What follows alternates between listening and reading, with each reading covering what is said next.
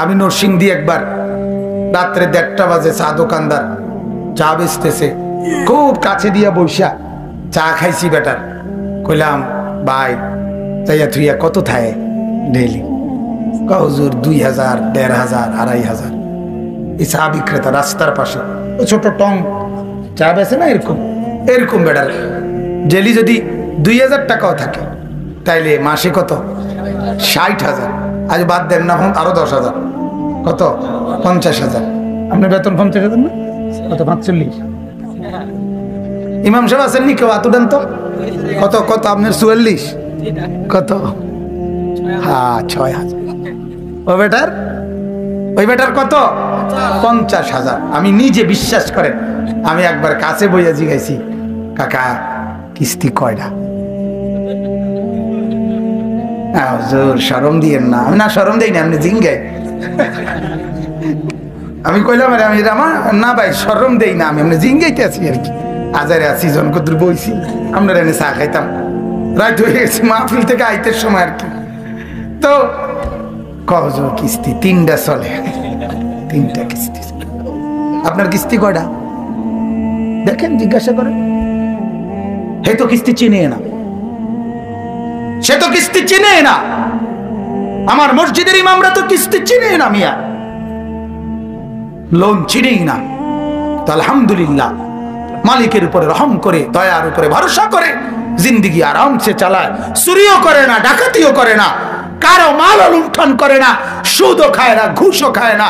এজন্য এই সমাজের পবিত্র, দিনদার, আমানতদার, বিশ্বস্ত মানুষ যারা সেজদাওয়ালা, যারা বন্দেগীওয়ালা, যারা ঈমানওয়ালা, যারা আমলওয়ালা, এরাই পবিত্র। এদের দ্বারা সমাজ নিরাপদ, এদের দ্বারা সমাজ ক্ষতিগ্রস্ত হয় না, এদের দ্বারা সমাজ ক্ষতিগ্রস্ত হয়। অল্পতে যে তুষ্ট, তার দ্বারা সমাজ ক্ষতিগ্রস্ত হবে কেমনে? কথা বলেন না। যার পেটটা হলো রাক্ষস, যার পেটে রাক্ষস, 100 কোটি টাকায় যার হয় না, 500 কোটি টাকায় যার হয় না, তো সে নাকি অতৃপ্ত। 6,000 টাকায় যার জিন্দেগি চলে, সে মানুষের দিকে কুনজরে তাকাবে কেন? মানুষের সম্পদ লুণ্ঠন করবে কেন? তার তো অল্পতেই তৃপ্তি। এজন্য কানাত বলা হয় আরবিতে তুষ্টি, অল্পে তুষ্টি, এটা অনেক বড় নিয়ামত। আল্লাহ নবী এর জন্য হাদিসের মধ্যে আছে, নবীজি দোয়া করছেন, আল্লাহুম্মা জাআল রিজকা আলে মুহাম্মাদিন কুতান কাফাফান। নবীজির হাদিস, আল্লাহর নবী দোয়া করছেন, আল্লাহ আমার বংশধরকে আপনি এতটুকু রিজিক দেন যেতটুকুতে শুধু হায়াত চলে, যেতটুকু শুধু জিন্দেগিটা পার হয়, এর দূর দিয়ে। নবীজি বলছে, অথচ আল্লাহ তাআলা অফার করছে, হাদিসে আছে নবীজিকে আল্লাহ তাআলা বলছে, বন্ধু আপনি বললে উহুদ পাহাড়টাকে স্বর্ণ বানাইয়া আমি কুদরতি ভাবে আপনার পিছে চালাইয়া দেব, এটা আপনার লগে লগে থাকবো, স্বর্ণের পাহাড়, যা লাগে এখান থেকে নিবেন, আপনি এটা নিবেন কিনা নেন, আপনাকে আমি গিফট করতে চাই। আল্লাহর নবী বললেন, রব্বুল আলামিন আমি আশবাউ ইয়াওমান আশকুরু আজুউ ইয়াওমান আতাসাব্বার। আল্লাহ আমি চাই এক বেলা পেট ভরে খাবো, আপনার শুকর করব, আরেক বেলা উপাস থাকবো, আপনার সবর করব। এই যে হাদিস, এক বেলা খাবো শুকর করব, এক বেলা উপাস থাকবো, সবর করব। আল্লাহুম্মা আহইনি মিসকিনান ওয়া আমিতনি মিসকিনান ওয়া আহশুরনি ফি জুমরাতিল মাসাকিন। নবী বলছেন, আল্লাহ আমি গরিবের সাথে বাঁচতে চাই, আমি গরিবের সাথে মরতে চাই, আমি গরিবের সাথে হাসরের ময়দানে দাঁড়াইতে চাই। আমার উম্মতের সবচেয়ে দুর্বল, আমার উম্মতের দিন আইনা দিন খায়, ওই লোকটাও যেন বলতে না পারে, হায় নবী কি আর, নবী তো ছিলেন রাজপ্রাসাদে, নবীর তো ছিল স্বর্ণের পাহাড়, উনি আমার দুঃখ বুঝবেন কেমনে? কথা বুঝেন নাই?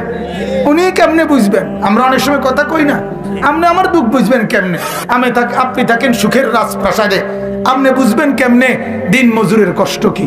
আল্লাহর নবী বলেন, না উম্মত, আমি পেটে পাথর বাঁধছি 14 দিন, আমার কোন উম্মত কোনদিন বাঁধো নাই।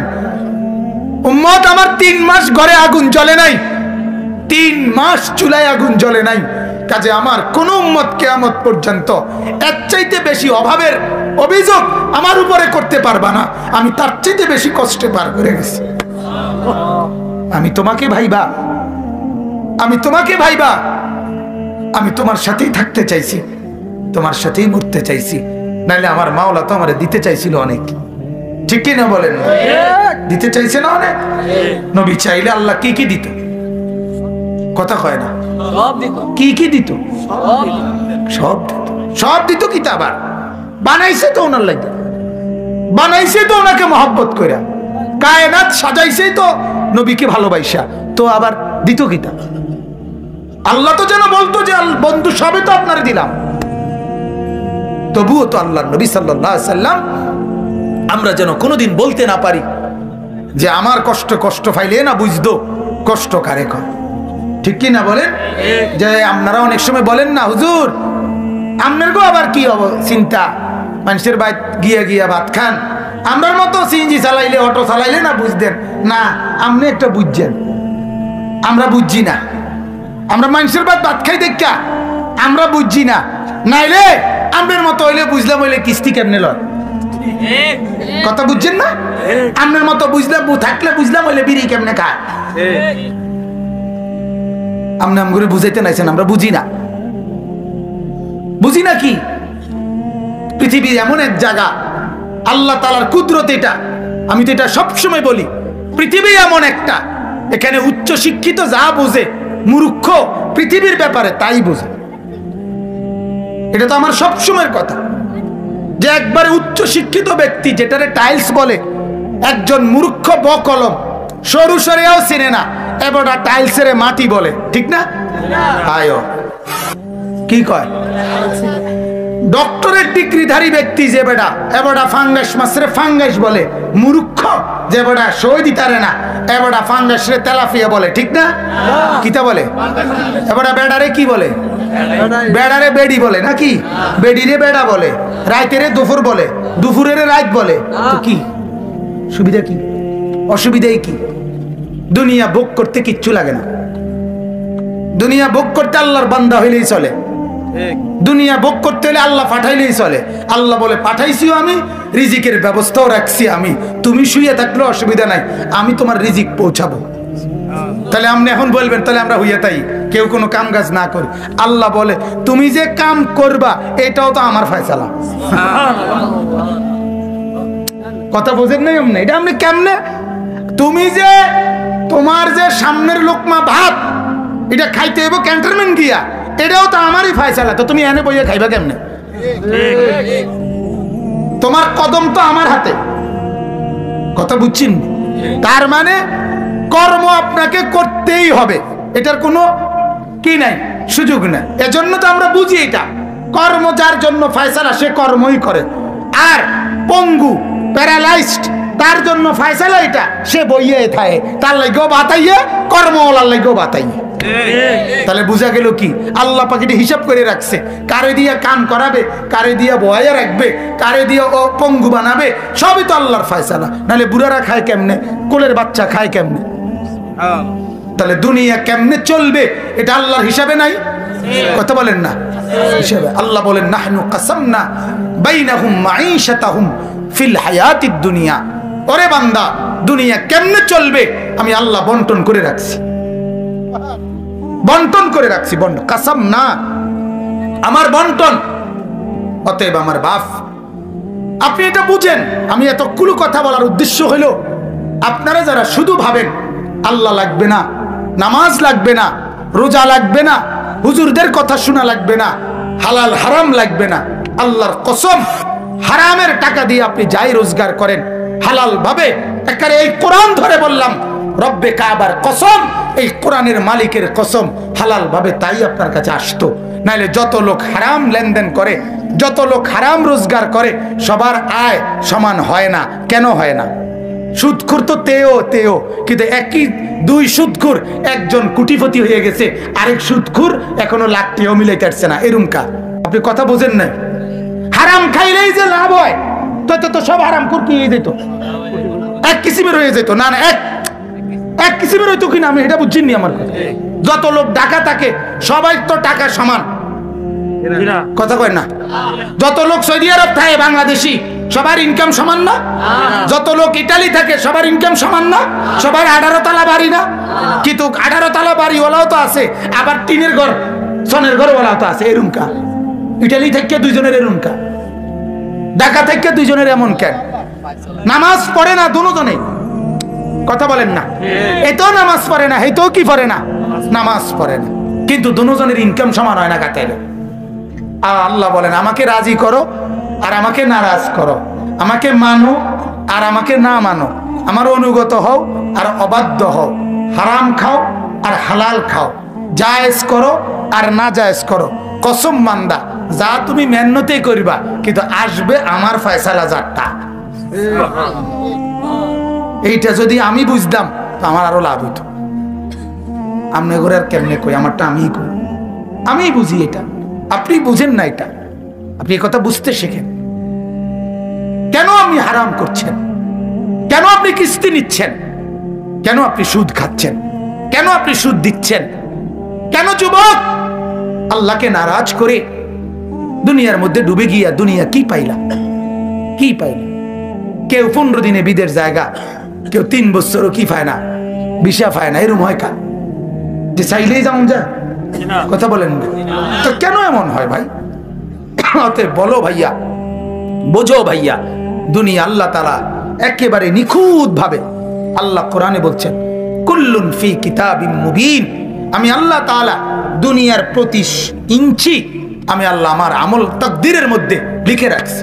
কেমনে কি হবে, রাত হবে কখন, দিন হবে কখন, ওই নদীতে জোয়ার হবে কখন, ভাটা হবে কখন, হাসবে কখন, কাঁদবে কখন, হাত উঠবে কখন, হাত নড়বে কখন, সবকিছু আমি আল্লাহ নির্ধারণ করে রাখছি, নির্ধারণ করে রাখছি। ওই দিন আমার সাথে সিলেট থেকে আমি আমার শায়েখ আরিফ বিল্লাহ মুফতি মুশতাকুন নবী সাহেব হুজুর, আমরা দুজনে সিলেট ছিলাম। আমি 2 দিন পরে চলে আসছি, হুজুর আজকে রাত্রে আসবে। তো 2 দিন পরে যেদিন আমি চলে আসি, আমার রওনা দেওয়ার 1 ঘন্টা আগে বা আধা ঘন্টা আগে হুজুরের সাথে 2 জন লোক আমাদেরও মহব্বতের, ওনারা দুজন রওনা দিছে, বাসে চলে আসবে কুমিল্লা। রওনা দিছে ব্যাগ লইয়া, যে বাসায় আমরা ছিলাম ওই বাসার বারান্দায় আসছে। এই সময় হুজুরে আবার ডাক দিছে, ডাক দিয়ে কইতেছে আপনারা মাওলানা আনিস আজকে রাত্রে যাবে মাহফিল শেষ করে, দোনো মাহফিল শেষ করে আপনারা দুজন এখন বাসে না গিয়া ওনার লগে যাই। এরপরে উনি আমগোর লগে আমার সাথে রয়ে গেল দুজন।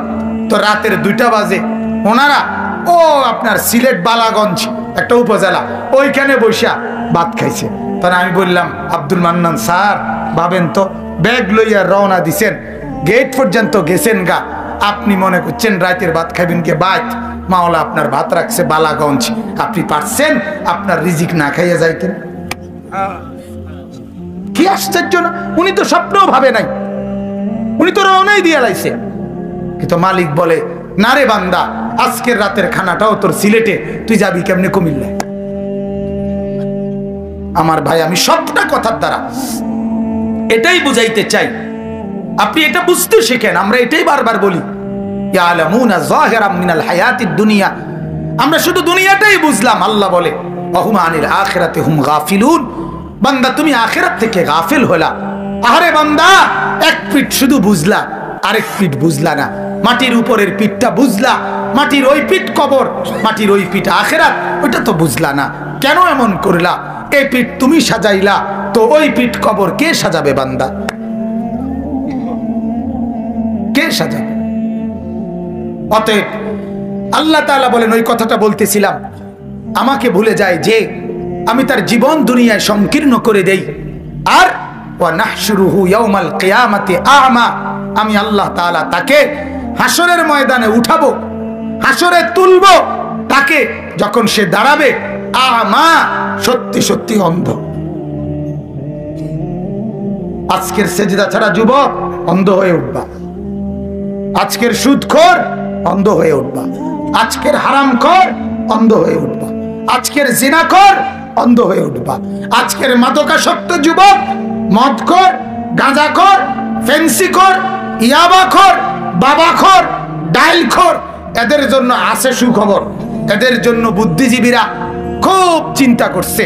বাংলাদেশের 3-4 দিন আগে বুদ্ধিজীবীরা, বাংলাদেশের বুদ্ধিজীবী এক দল, ওনারা সরকারের কাছে প্রস্তাব দিছে মদ, ফেন্সিডিল, এগুলো মদের যত জিনিস এগুলো বাংলাদেশের সমস্ত দোকানপাটে স্বাভাবিকভাবে খোলামেলা বিক্রয় করা হোক। তাহলে খোলামেলা কিনতে গিয়া শর্মে কিনতো না, ফলে মাদকাসক্ত নেশা কমে যাবে।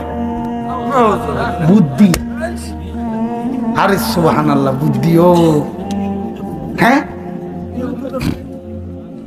কি বুঝলেন, কি মাথাটা দিছে? না না না, বুদ্ধিটা কি দেখছেন? আমার মনটা চাইছে যে ভাই একজন বুদ্ধিজীবীরে বলি যে আমনে শুধু কদ্দুর এই কথাটা, যে বুদ্ধিটা আপনি দিছেন, যে আমরা এনে গাই কদ্দুর কর এই জায়গাটা আপনার এই প্রধান অতিথি হিসাবে কথাটা কইতে দিন মাহফিলটার মধ্যে, দেখবেন জুতাডি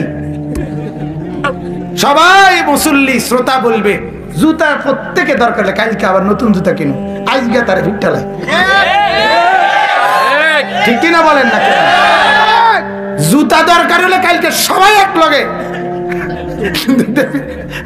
দেবিদ্বারে এক মার্কেটের জুতা এক লগে কিনবো সবাই, যে ভাই আমরা গতকাল ফতেহাবাদ মাহফিলের শ্রোতা একত্রে আইছি, জুতা কিনতাম, সবটি জুতা ফিট্টালাইছি।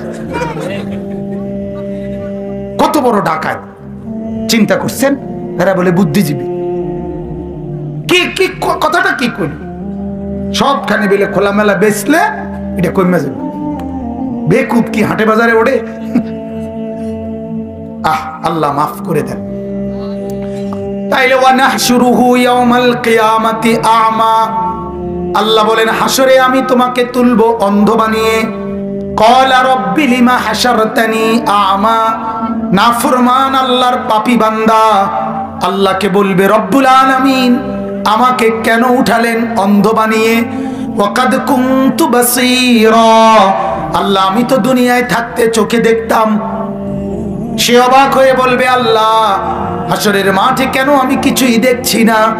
আমি তো চোখে দেখতাম মাওলা, আমার তো পুরা মনে আছে আমি 12 ঘন্টা মোবাইল চাইতাম, আমি কত উলঙ্গ ছবি দেখতাম, কত নর্তকী দেখছি, আমি তো সারাদিন ফেসবুকের মধ্যে পড়েছিলাম মাওলা, আমি তো সব দেখতাম, আমি আমার বউ দেখতাম, মানুষের ভিডিও দেখতাম, আল্লাহ আমি সব দেখতাম, আমি হিন্দি সিনেমার নর্তকীও দেখতাম, আমার বাড়ির মাকেও আমি দেখতাম, সবই তো আমি দেখতাম, আলো দেখতাম, বাতাসও দেখতাম, সব চতুর্দিকে তো আমি দেখতাম, আজ কেন আমি অন্ধ হয়ে গেলাম?